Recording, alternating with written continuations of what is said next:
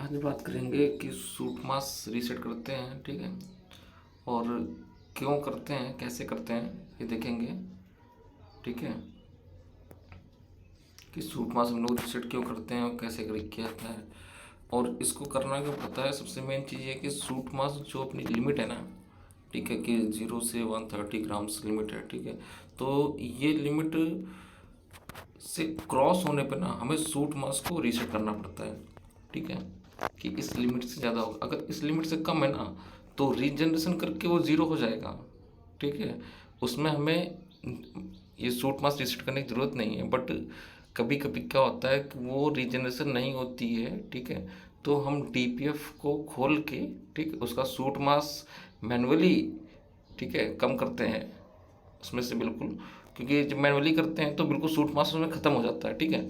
तो हमें क्या करना, सूट मास को रीसेट करना पड़ता है, ठीक है। ईसीएम को कमांड देनी पड़ती है कि भाई सूट मास डीपीएफ में जीरो हो गया है, ठीक, अभी नहीं है, ठीक है। तो उसकी अलग अलग लिमिट है, ठीक है। इसके अंदर तो रीजनरेशन हो जाता है तो सूट मास जीरो हो जाता है। बट नहीं होता है तब हम लोग अपना डीपीएफ को क्लीन करके फिर माउंट करके फिर ये अपना सूट मास रीसेट करते हैं, ठीक है।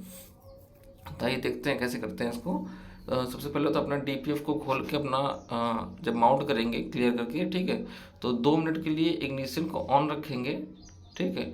और फिर से बंद कर देंगे ईसीयू पूरा रीसेट होने तक, ठीक है। कि हमने अपना डीपीएफ खोला, उसको साफ़ किया, फिर हमने डीपीएफ को लगाया, ठीक है। और फिर उसके बाद उसको इग्निशन ऑन किया एंड उसके बाद उसको पूरा ऑफ 2 मिनट के लिए ऑन की करेंगे इग्निशन, फिर इसको ऑफ कर देंगे एसी रीसेट होने के लिए, ठीक है। जब पूरा एसी रीसेट हो जाएगा ना तो हम सेकंड स्टेप करेंगे, ठीक है, अपना सूट मास रीसेट करने का, ठीक है। इसमें जो वैल्यू दी हुई है, ठीक है, कि अपने को ईसीएम की वैल्यू की जो कॉपी करना है सेम वैल्यू जो पूरा, ठीक है। और अपना राइट में पेस्ट करना है सेम वैल्यू को, ठीक है। और जो फर्स्ट वैल्यू होगी 07 उसको 13 करना है, ठीक है। और उसके बाद राइट पे क्लिक करना है और पॉजिटिव रिस्पांस आ जाएगा, ठीक है। और आपका सूट मास वहाँ पर रीसेट हो जाएगा, ठीक है।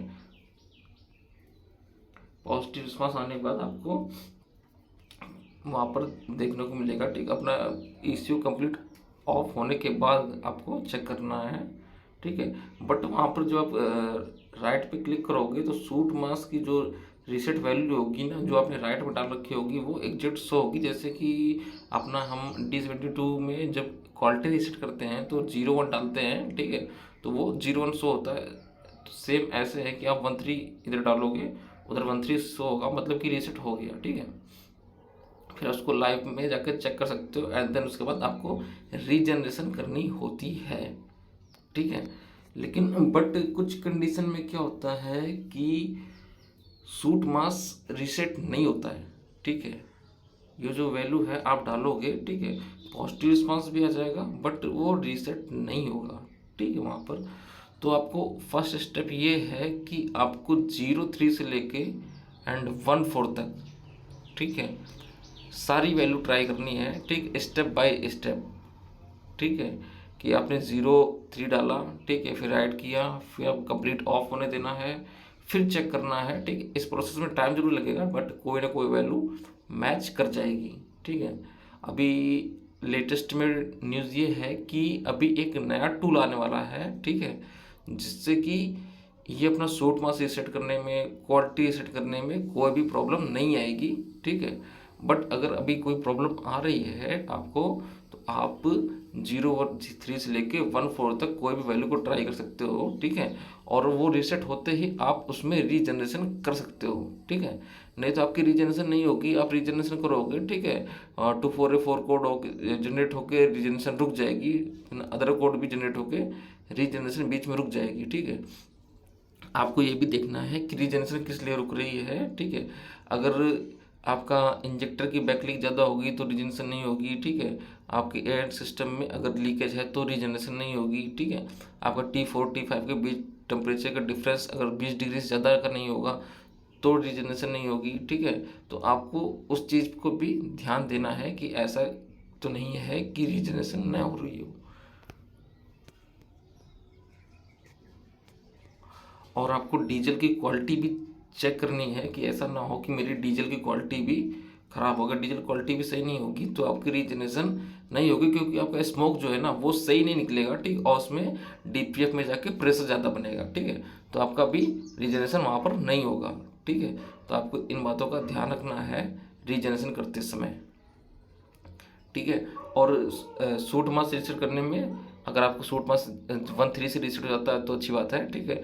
नहीं होता है तो आप 0.3 से लेकर 1.4 तक वैल्यू ट्राई करो, आपका सूट मास रीसेट 100% हो जाएगा, ठीक, और रीजनरेशन भी आपकी हो जाएगी, ठीक है। ये बात आपको ध्यान रखना है, ठीक है। और एयरलाइन का सिस्टम भी आपको बाकायदा चेक करना है कि एयरलाइन में कोई दिक्कत ना हो, क्योंकि आप एयर मास फ्लो चेक करोगे, ठीक है, कि आइडल में कितना है, हाई आरपीएम पे कितना है, तो वो आपकी वैल्यू मैच होनी चाहिए, ठीक है, कि आइडल पे 130 के ऊपर है और अपना हाई पे 750 के ऊपर है, ठीक है, ये आपको वैल्यू मैच होनी चाहिए, ठीक है। तो आपका रीजनरेशन भी हो जाएगा, ठीक है। कोई इंजेक्टर में दिक्कत नहीं होनी चाहिए, T5 का T4 टेम्परेचर के बीच का डिफरेंस रहना चाहिए, ठीक है। तो इन बातों का ध्यान रखना है आपको, ठीक है। आप जब रीजनरेशन करोगे या क्वालिटी अपना सूट रिसेट करोगे, ठीक है, और सूट रिसेट के लिए, ठीक है, आपको ध्यान रखना है कि जब आप डीपीएफ माउंट करके ऑन इग्निशन ऑन करोगे 2 मिनट के लिए, देन ऑफ करोगे, तो आपको कंप्लीट ऑफ होने देना है ईसीएम को, ठीक है। उसके बाद ये सूट मास्क का रिसेट का प्रोसेस करना है। अगर आप वो नहीं करोगे तो ये रिसेट नहीं होगा, ठीक है। बस आज इतना ही, मिलेंगे बाद में।